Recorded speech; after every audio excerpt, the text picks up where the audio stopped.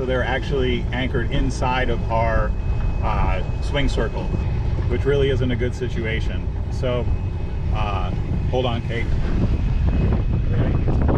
This week on Sailing Sweet Ruka, we're facing a unique challenge. An anchored sailboat has drifted into our swing circle and tangled their anchor with our chain. Will we be able to untangle this mess, or are we in for a wild ride? Join us as we work through this unexpected situation and see how we handle it.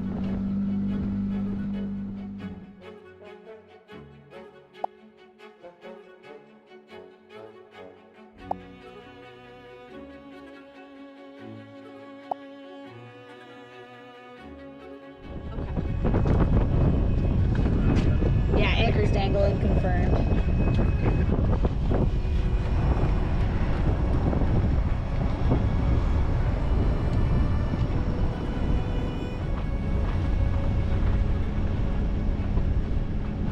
Hey guys, sorry about the wind noise and the beeping behind me, but we had some new friends pull up. They just sailed in from Hawaii, so they had a really long sail and they needed to get some rest for sure, but they ended up anchored a little bit too close to us, about 70 feet. We had 200 feet of chain out and they had 120 feet out, and they have a 40-foot boat. So that actually puts them at 160 feet, so they're actually anchored inside of our swing circle. So their anchor was closer to our boat than our anchor is closer to our boat, which really isn't a good situation. So hold on, Kate.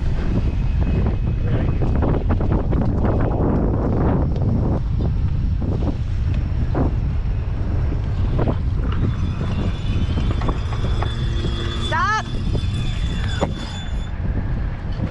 Unfortunately, hey, we did hook your chain.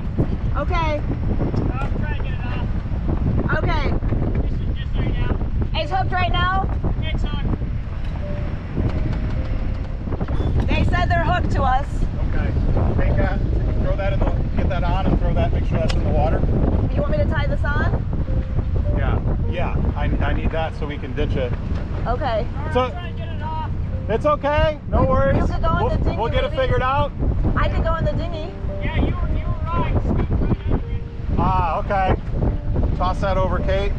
We could send someone in a dinghy to help. Would that help you? That'd be great.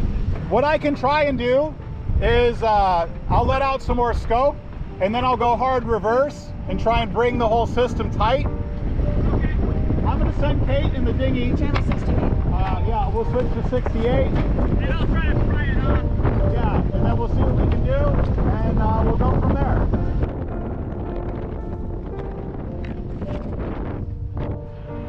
You're going, Kate? I'm on it. Okay, I'm on 6-8. I'm gonna go to.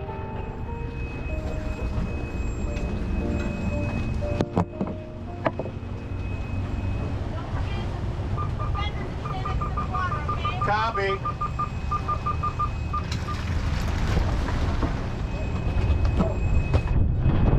Okay, guys, well, it did turn into a thing. They are hooked on our chain, so we're gonna try and sort this out. Kate's going up to help them in the dinghy, but just in case, we're gonna be ready with some fenders in case we bump into each other here. Okay, so we'll show you what we have going on. So they're right here in front of us, and they actually anchored inside of our chain. And so we're gonna try and sort this out. Hopefully we can do this with without the two boats touching. I guess I'll show you what we've done here. So this way I can ditch if we need to. And I'm actually gonna untie.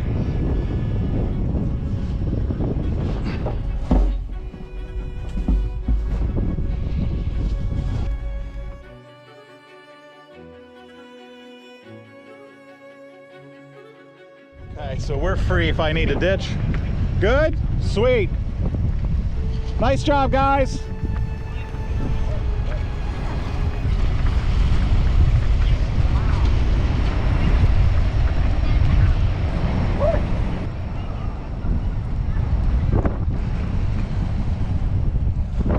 All right, Kate's got Kate on her way back.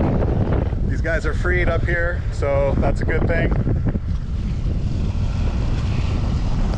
You know, we saw it coming and we took the right actions, got out the fenders, you know, do what you got to do. Don't make a big deal about it to other people. You know, you come into a new harbor and you don't know where people's anchors are. Sometimes you show up and someone will start yelling at you about anchoring and stuff like that, and that's just not worth it. So you just fix it, help out another cruiser. Tell us what happened here. Our chain was in their anchor, and with some brute force, he did pull it up and over, but it wouldn't hurt to check and make sure that we're still set really good. Yeah. Yeah. I think we can undo our fender setup on there, and I don't think we'll go reset, but I think that just maybe back down. yeah, we can put this number back on, back down. Yeah. We'll put this number in the same spot.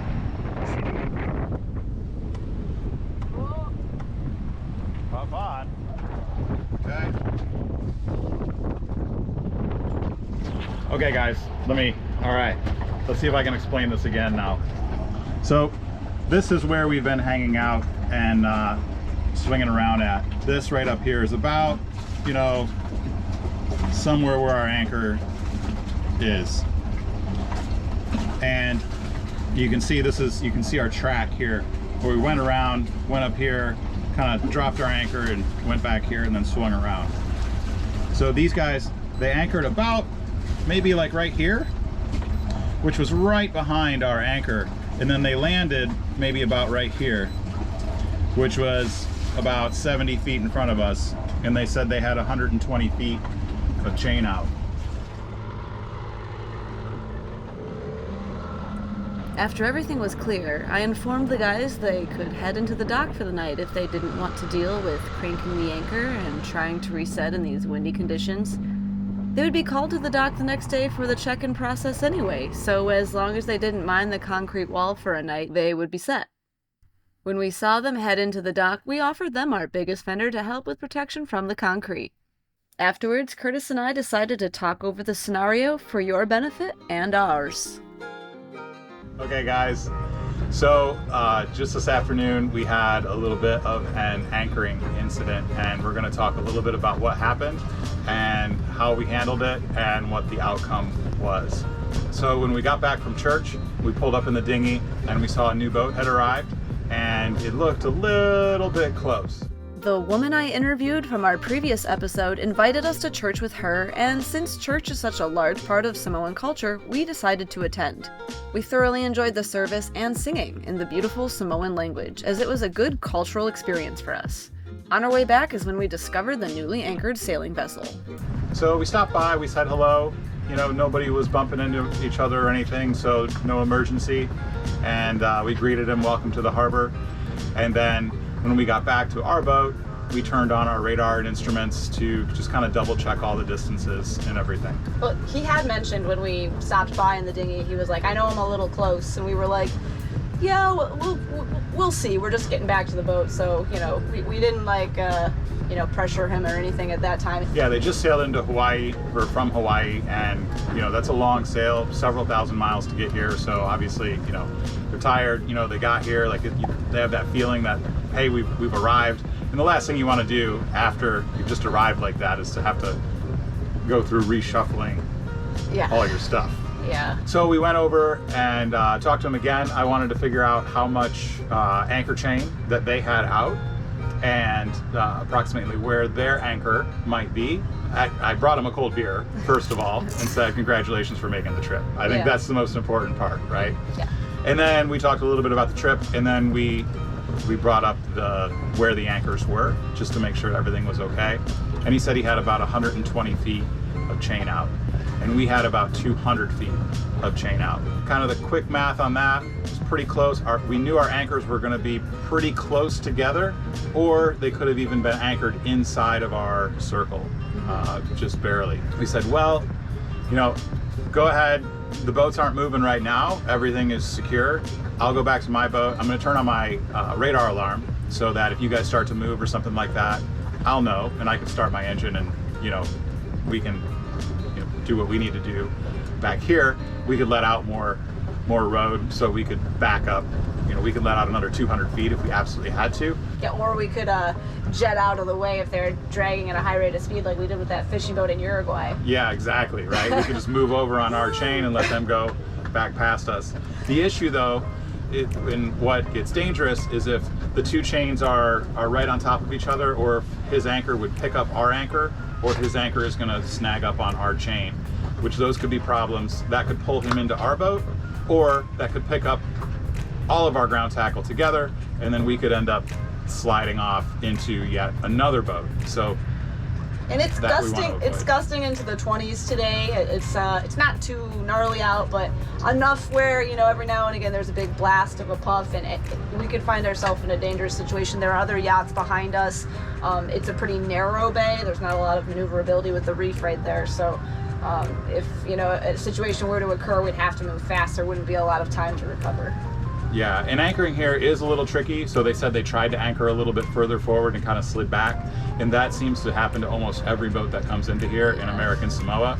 I know we didn't get our, you know, first, you know, Perfect accurate set. set. Yeah, the first time. We had to try a couple times. We've seen quite a few other boats try a couple times. Yeah. So, you know, that's American Samoa. Yeah, and for them it's extra tricky to try a couple times because they have the crank.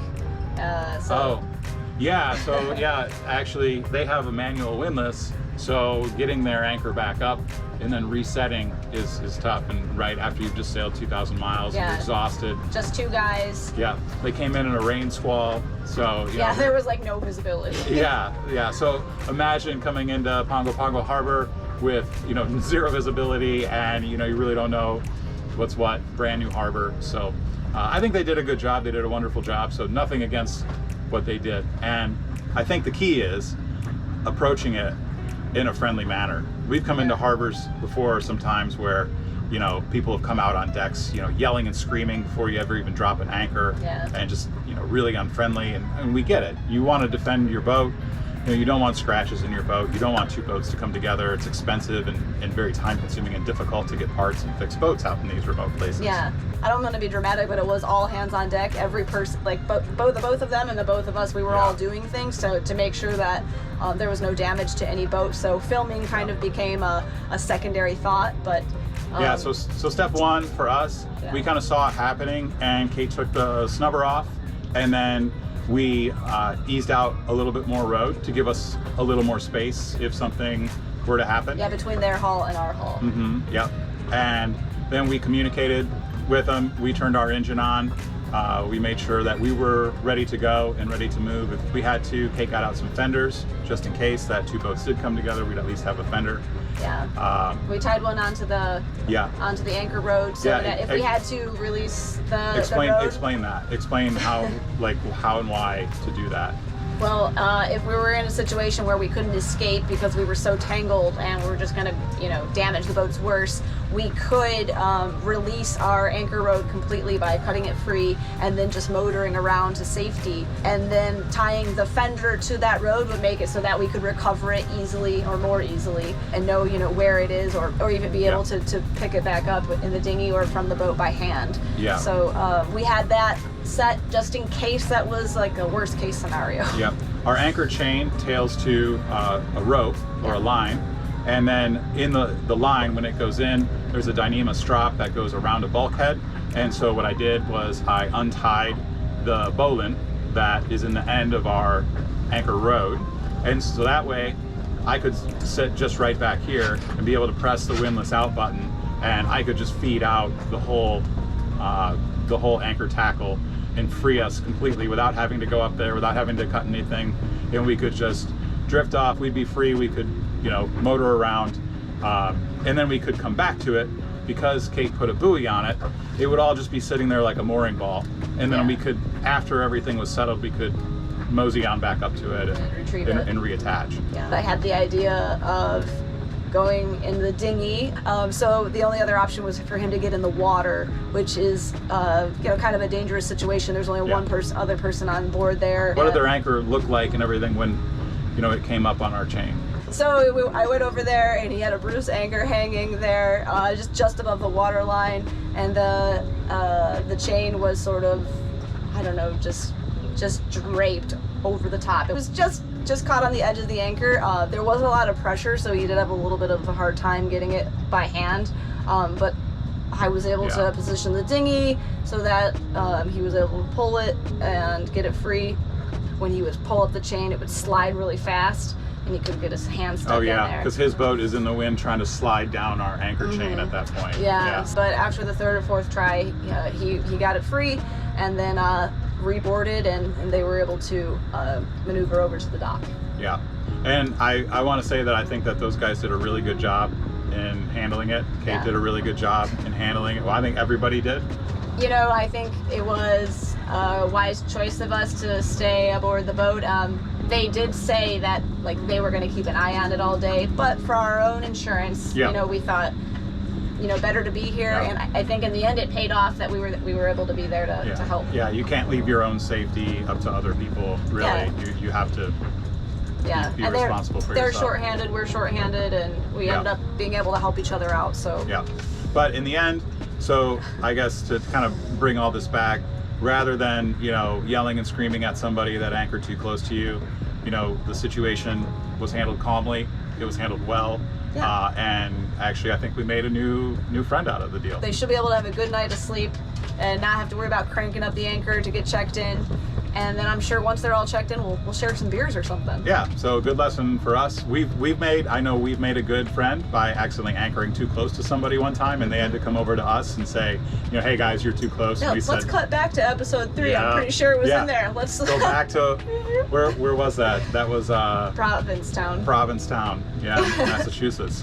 So it happens to everybody. It even happens to the super yacht captains. We hear those guys, you know, talking about that stuff. Maria, it happens. It happens to everybody. Don't freak out, handle it well, and you'll end up making friends. Which I think is the key. So that's it for that little debrief of this little anchoring. I hope you guys learned something, and we learned something too. Absolutely. And we hope we have a good, safe night of sleep and a relaxed night of sleep. Anchoring too close or dragging does not need to be a fight if both parties are willing to work together.